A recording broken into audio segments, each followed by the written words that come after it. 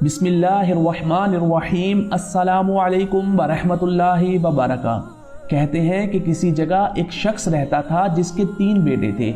इस शख्स ने अपने इन तीनों बेटों के नाम अब्दुल्ला रखे हुए थे। दिन गुजरते रहे हत्ता कि इसे मर्जुल मौत ने आन लिया। इसने अपने तीनों बेटों को बुलाकर वसीयत की कि अब्दुल्ला को वरासत मिलेगी, अब्दुल्ला को वरासत नहीं मिलेगी और अब्दुल्ला को वरासत मिलेगी। इसके साथ ही इसकी रूह कब्ज हो गई। ये खुद तो फौत हो गया मगर अपने बेटों को हैरत में डाल गया कि कैसे फैसला करें, किन 2 अब्दुल्ला को वरासत मिलेगी और किस एक को नहीं मिलेगी। तीनों ने फैसला किया कि शहर जाकर काजी से अपना मसला बयान करें और इससे कोई हल मांगे। तीनों अपने ज़ादे राह के साथ शहर के लिए आज़म सफ़र हुए। रास्ते में उन्होंने एक ऐसे शख्स को देखा जो अपनी किसी गुमशुदा चीज़ को तलाश करता फिरता था। इन भाइयों के पूछने पर इसने बताया कि इसकी ऊँटनी गुम हो गई है जिसे वो तलाश करता फिर रहा है।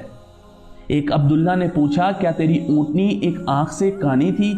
इस आदमी ने कहा, हाँ ऐसा ही था। दूसरे अब्दुल्ला ने पूछा, क्या तेरी ऊँटनी एक टांग से लंगड़ी थी? तो इस आदमी ने जल्दी से कहा, बिल्कुल सही, मेरी ऊँटनी वाकई एक टांग से लंगड़ी थी। तीसरे अब्दुल्ला ने ऊँटनी के मालिक से पूछा, क्या तेरी ऊँटनी की दुम कटी हुई थी? तो इसने खुशी से कहा, बिल्कुल ठीक, मेरी ऊँटनी की दुम भी कटी हुई थी। बस अब जल्दी से बता दो मेरी ऊँटनी कहाँ है। तीनों अब्दुल्ला ने मिलकर जवाब दिया, बखुदा हमें आपकी ऊँटनी के बारे में कोई इल्म नहीं, हमने इसे हरगिज़ नहीं देखा। ऊँटनी के मालिक इनकी ये बात सुनकर गुस्से से पागल हो गया। इसने फैसला किया कि इन तीनों को खींचकर काजी के पास ले जाएगा। इसे पूरा यकीन था कि इसकी ऊँटनी को ये तीनों ज़िबह करके खा चुके हैं और अब अपने जुर्म को छुपाने के लिए झूठ बोल रहे हैं। ऊँटनी वाले ने जब तीनों को अपना इरादा बताया तो उन्होंने कहा, हमें कोई एतराज़ नहीं क्योंकि हम खुद भी काजी के पास ही जा रहे हैं। जब ये चारों काजी के पास पहुँचे तो ऊँटनी वाले ने काजी से अपना किस्सा बयान किया। काजी ने इन तीनों से कहा, जिस तरह तुम तीनों ने ऊँटनी की निशानियां बताई हैं इसका एक ही नतीजा निकलता है कि ऊँटनी तुम तीनों के पास है। बेहतर है कि तुम अपने जुर्म का एतराफ़ कर लो। पहले ने कहा, जनाब आली, हमने ऊँटनी तो नहीं देखी, हाँ अलबत्ता ऊँटनी के आसार ज़रूर देखे थे। जब मैंने इसे कहा था कि तेरी ऊँटनी एक आँख से कानी है तो मैंने देखा था कि रास्ते की एक तरफ का घास तो खूब चरा हुआ था मगर दूसरी तरफ का वैसे ही बआमान मौजूद था। इसका एक ही मतलब था कि इस शख्स की ऊँटनी एक आँख से कानी है।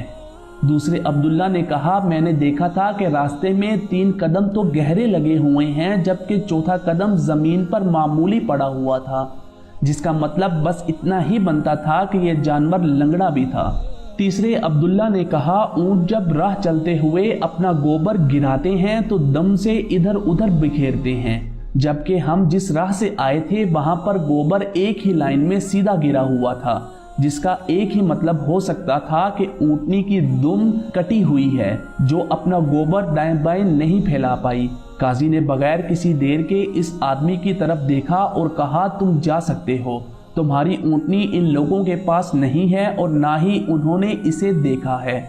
ऊँटनी वाले शख्स के जाने के बाद इन तीनों भाइयों ने काजी से अपना किस्सा बयान किया, जिसे सुनकर काजी बहुत हैरान हुआ। इन तीनों से कहा कि तुम आज की रात मेहमान खाने में ठहरो, मैं कल तुम्हें सोचकर कोई हल बताऊंगा। ये तीनों मेहमान खाने में जाकर ठहरे तो इन्होंने महसूस किया कि इनकी निगरानी की जा रही है। कुछ देर के बाद इनके लिए खाना लाया गया जो गोश्त के पके हुए सालन और रोटियों पर मुश्तमिल था। पहले ने सालन को देखते ही कहा, यह सालन कुत्ते के गोश्त का बना हुआ है। दूसरे ने कहा, रोटियां जिस औरत ने पकाई हैं वो हमल के साथ और पूरे दिनों से है। तीसरे ने कहा, यह काजी हराम की औलाद है। बात काजी तक जा पहुंची। इसने तीनों को दूसरे दिन अपनी अदालत में तलब कर लिया और तीनों से मुखातिब होकर कहा, तुम में से किसने कहा था ये कुत्ते का गोश्त पका हुआ है? पहला बोला, मैंने कहा था। काजी ने बावर्ची को बुलाकर पूछा तो इसने एतराफ़ किया कि पकाने के लिए कुछ नहीं था, तो इसको शरारत सूझी और इसने कुत्ता मारकर इसका गोश्त पकाया और इनको खाने के लिए भिजवा दिया।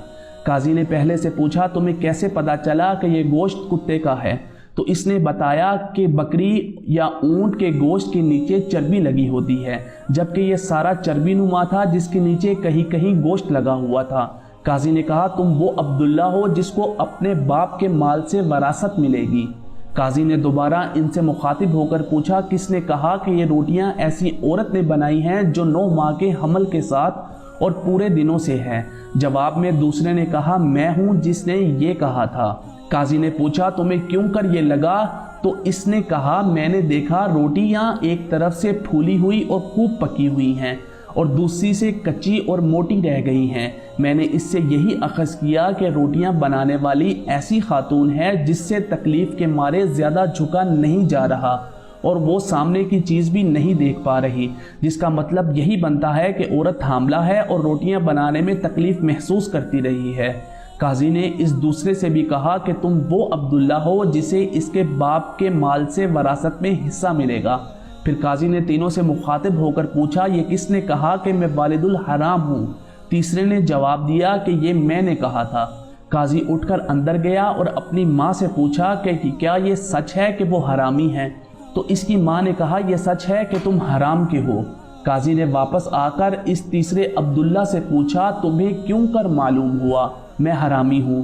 تو اس نے جواب دیا اگر تم حلالی ہوتے تو مہمان خانے میں ہم پر نگران نہ مقرر کرتے، نہ ہی کتے کا گوشت پکوا کر ہمیں کھانے کے لیے بھجواتے، نہ ہی کچی روٹیاں کسی مظلوم عورت سے بنوا کر ہمیں کھلاتے۔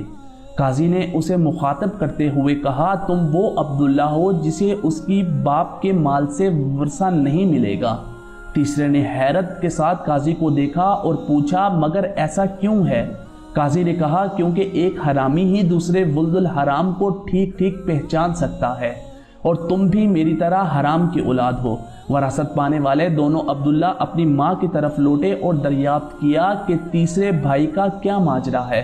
تو ان کی ماں نے کہا جب تمہارا باپ ایک بار صبح کی نماز پڑھنے مسجد گیا تو اسے دروازے پر رکھا ہوا پایا تھا، اسے گھر لایا، اس کا نام بھی تم دونوں جیسا عبداللہ رکھا اور اس کی پرورش کی۔ یہ ایک عربی حکایت تھی۔ اگر آپ لوگوں کو آج کی یہ ویڈیو پسند آئے تو اس پہ کومنٹ ضرور کیجیے گا، شیئر کیجیے گا، لائک کیجیے گا۔ شکریہ۔ اللہ حافظ۔